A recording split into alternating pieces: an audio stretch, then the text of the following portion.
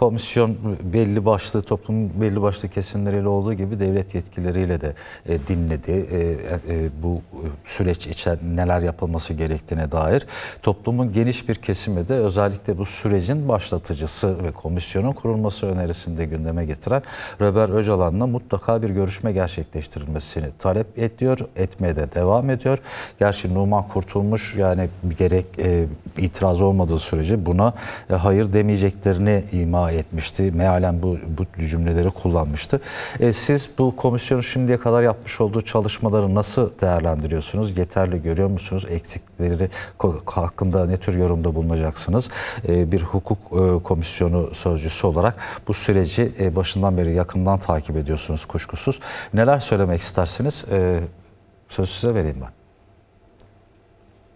Teşekkür ederim. Biz DEM Parti Hukuk ve İnsan Hakları Komisyonu eş sözcülüğü olarak sürecin en başından itibaren özellikle hepimizin Orta Doğu'nun kanayan yarası olan ve binlerce insanın hayatını kaybettiği ve açıkçası Orta Doğu'yu da doğrudan etkileyen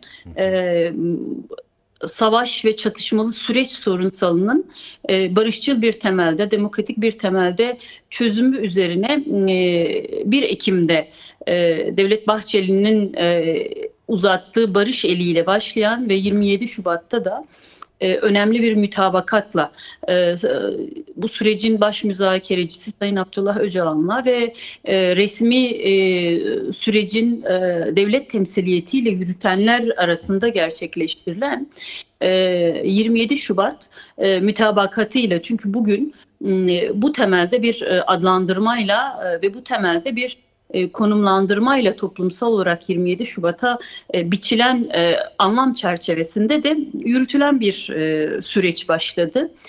Açıkçası toplumsal olarak herkesi ilgilendiren bu coğrafyanın Alevisinden Sünnüsüne, Türkünden Kürdüne, Arabına, kadınına, gencine, Süryanisine kadar herkesi doğrudan ilgilendiren ve herkesin de bu noktada büyük bir barış ve demokratik toplum inşası temelinde konsensusla da bir araya geldiği, ortaklaştığı bir sürecin sonucuydu aslında Milli Dayanışma, Kardeşlik ve Demokrasi Komisyonu.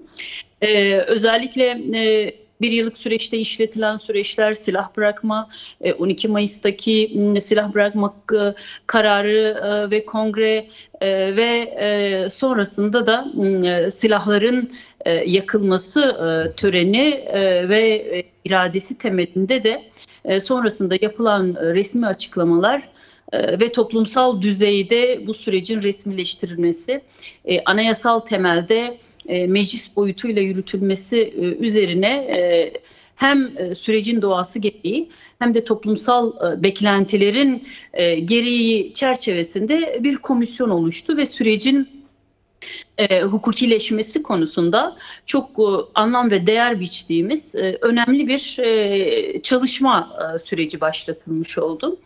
Evet. Ki siz haberin alt başlığında açıklamaları yaptınız. 100'ün üzerinde hem sivil toplum kuruluşu, gençlik örgütleri, kadın örgütleri, meslek örgütleri, hukuk örgütleri, akademisyenlerin de içerisinde yer aldığı çok sayıda dinleme ve ciddi anlamda raporlamalarla sunulan bundan sonraki sürece dair, gelişmelere dair toplumsal beklentilerin de içerisinde yer aldığı, kısmen dönem dönem eleştirilerimizin yapıldığı, dönem dönem boyutlu beklentilerin de aktarıldığı bir süreç işletildi ki yarın komisyonun 16. toplantısı gerçekleşecek ki bu toplantıdan sonra da bu noktaya kadar da komisyonun çalışmalarının özellikle bu sürecin öneminden ve toplumsal olarak biçilen değerden kaynaklı da ciddi bir veriyle de ciddi bir raporlamayla da sonuçlandırılmasını bekliyoruz. Zira görüşmelerin yarınki toplantıdan sonra resmi temsiliyetlerle sonlandırılması kısmı bu süreci biraz yarıda bırakacak ve açıkçası süreci aksatacak kanaatindeyiz. Çünkü komisyon büyük bir anlam atfetmemize ve büyük beklentilere rağmen kurulmuş olsa da sadece bir raporlama yapacağı yönünde bir açıklama yaparken bu sürecin tarafı olan herkesi bu sürece dair barışın ve bundan sonraki sürecin nasıl örüleceğine dair bütün beyanların, bütün görüşmelerinde yapılması gerekliliği üzerine de bir çalışma pratiği sergilemek zorundayken baş müzakereci Sayın Abdullah Öcalan'la İmralı'ya gitmemek üzerine gelişen cılız barış karşıtı söylemler ve toplumsal hassasiyet olarak aslında açıkçası barış karşıtı söylemler tarafından beslenen de bir tartışma yürütülüyor.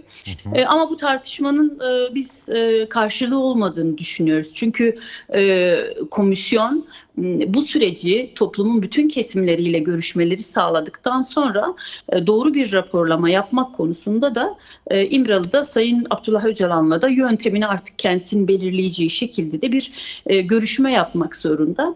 Şimdi bu sürecin yürütülmesi konusunda toplumsal bir konsensusu konuştuk. Zira Milli Dayanışma, Kardeşlik ve Demokrasi Komisyonu da %95'in üzerinde toplumsal siyasi bir konsensus ve siyasi bir temsiliyetle şu an bu çalışmaları yürütmekte. Biz bunun bu boyutunun Türkiye'nin, Türkiye halklarının ve Türkiye siyasi muhataplığının da temsili olduğunu düşünüyoruz. Zira bu çalışmanın mecliste yürütülüyor olması, bu çalışmaların yasal ve anayasal güvencelerinin sağlanması ve kalıcı bir barışa dönüştürülmesi konusunda da önemli bir anlam ve önemli bir değer taşımakta. Bu şekilde bugüne kadar yürütülen çalışmalar önemli.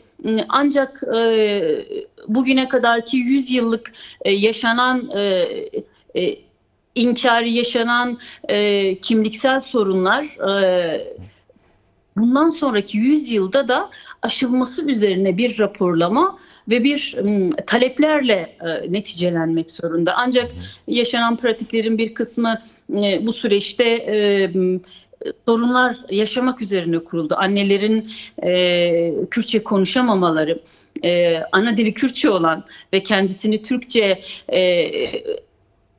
doğru bir şekilde ifade edemeyen annelerimizin bile Kürtçe konuşamadığı, kadınların kendini ifade ederken ciddi anlamda savaş gerçekliğinin sonuçları üzerine tartışmaları yürüttükleri noktada karşı karşıya bırakıldıkları kısmi cüzi itirazlar ve tutumlar da açıkçası eleştirilmesi gereken, ancak komisyonun çalışma bütünlüğü açısından da değerlendirme aşamasında da önemsenerek bu itirazları da özellikle demokratik hukuki ihtiyaçlar temelinde barışı büyüten, ancak bugüne kadar çatışmayı ve toplumsal ayrışmayı büyüten hassasiyetler üzerine değil, ancak bundan sonraki süreçte barışı inşa edecek olan temelde bir hassasiyetle sürecin ele alınması yönünde de bir gerçekliği gözler önüne sunuyor. Toplumun elbette ki biz daha çok kesiminin dinlenmesini isterdik. Kadın temsiliyetinin daha sayısal olarak da kadınların görüşülen, muhatap alınan, komisyona gelip ülkemiz kadınlarının sorunlarını sunan kesimlerinin de temsiliyetinin daha fazla olmasını elbette ki isterdik. Bunlar komisyonun bugüne kadarki çalışmalarında daha iyi olması beklentilerimiz üzerine de eleştirilerimiz. Ancak oluşturulacak olan raporlamaların sadece dinleme sonuçları üzerine değil, bu sürecin de biraz bütün toplumsal kesimleri uzun soluklu barış görüşmeleri ve barış gerçekliği üzerine bir çalışmayla da karşımıza çıkmasını biz umut ediyoruz. Komisyonun bütün toplantılarının tutanakları basınla paylaşılıyor.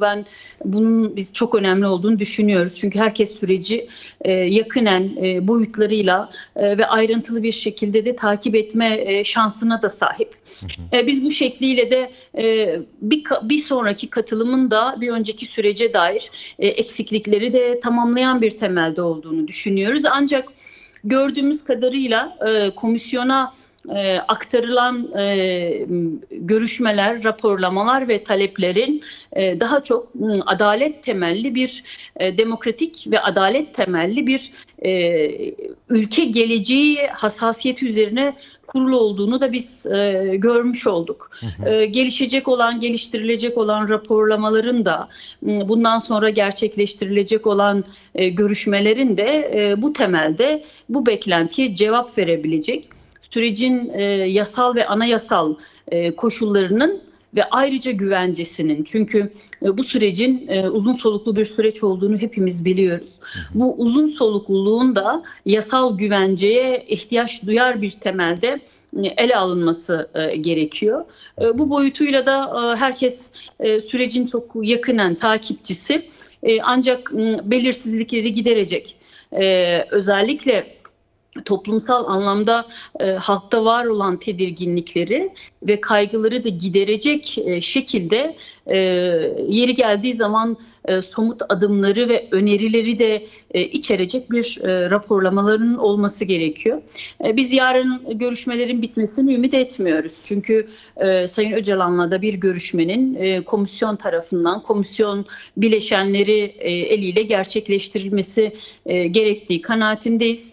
Gelinen aşama ülkemiz açısından, coğrafyamız açısından çok önemli bir süreç. Zira Orta Doğu'yu doğrudan etkileyen bir savaş ve bir çatışma sürecinin sonlandırılması, bu sorunların da demokratik ve barışçıl bir süreçle de sonlandırılıp hukuki zemininin oluşturulması tartışmaları yürüyor. Zira 27 Şubat'ta yapılan açıklamanın Sayın Sarı Süreyya Önder'in en son yaptığı ekleme ve taraflar arasında mütabakata varılan demokratik siyaset ve hukuki gerekliliklerin yerine getirilmesi üzerine bir mütabakat gerçekliğiyle bu süreç başlatıldı.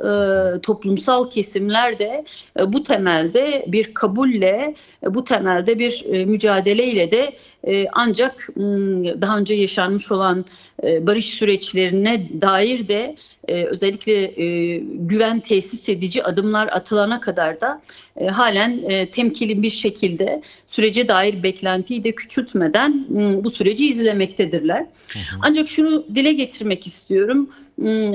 Barış ve demokratik toplum sürecinin başlatıldığı günden itibaren sürecin hem hassasiyeti hem herkesin sürecin önemine ve değerine atfen hem kurduğu sözlerin hem dilinin hem de yaklaşımının önemli olduğu temelinde tartışmalar yürütüldü. Zira terörsüz Türkiye tanımına karşı gelişen halk itirazları da bu temelde ele alınması gereken itirazlardı.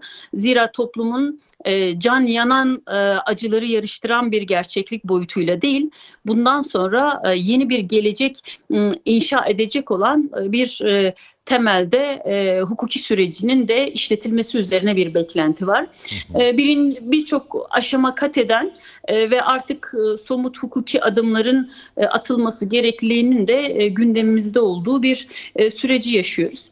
Bizim öncelikli beklentimiz hem DEM Parti Hukuk Komisyonu eş sözcülüğü olarak hem parti olarak hem hukukçular hem de halk boyutuyla bize yansıtılan temeldeki beklentiler kalıcı, en azından somut, yasal ve güvence altına alınmış olan adımlarla sürecin işletilmesi ve öncelikle silah bırakanların demokratik siyaset sürecine dahiliyeti üzerine bir gerçeklik ve bir somut adım atılması tartışması yürütülürken ülkemizin demokratik sorunlarının da adalet beklentisinin, demokrasi beklentisinin de bu süreçten bağımsız ele alınmaması gerektiği üzerine kurulu. Şunu belirtmek istiyorum, sürece dair herkesin ciddi bir sorumluluk bilinciyle kullandığı dil ve sürece dair sorumluluğunun boyutunun öneminden hepimiz, bütün taraflar, ülkenin bütün bileşeni bahsederken son süreçte yaşadığımız birkaç pratiğin olumsuzluğunu da konuşmak lazım. Biz komisyondaki annelerin ana dilde konuşamayışı gerçeğini tartıştık, ancak kültürel ve siyasal kimlik ve eşit yurttaşlık temelinde bir halk talebiyle sonuçlanacak olan ve sonuçlanması gereken, beklentinin bu temelde yüksek olduğu bir yanı olan bu sorunda Diyarbakır'da Kürt gençlerinin bu süreçte gözaltına alınmış olması, İzmir'de bir tane lise öğrencisinin Kürtçe şarkı dinlediği için tutuklanması, halen Türkiye'nin demokratik muhalif kamuoyuna, basına dair yasa eliyle geliştirilen sürecin halen sürüyor olması, kayyum sorunsalı, Avrupa İnsan Hakları Mahkemesi'nde siyasallaşmış yargı olarak mahkeme kararlarıyla da tescillenen ve halen sayısını tam veremesek bile yüzlerce siyasi tutsan, Kürt siyasetçinin, bir önceki dönem eş genel başkanlarımızın da içerisinde yer aldığı tutukluların bulunması ve bu sürecin bu kadar önemli olmasına rağmen bu sürecin yürütücüsü ve baş müzakerecisi olan Sayın Abdullah Öcalan'la ilgili umut hakkına dair de hiçbir adımın ve hiçbir somut yasal gelişmenin gerçekleştirilmemiş olması da bu sürece dair duyulan endişelerden, kaygılardan bir kısmı ve öncelikli olanları. Bunun yanında da bu kaygı giderilmediği sürece, herkes demokratik sürecin oluşturulması konusunda sürece dahil edilmediği sürece de demokratik bir geleceğin inşası elbette ki barış, uzun soluklu bir işleyiş olması yanında bu boyutuyla da daha uzun soluklu hale gelecek.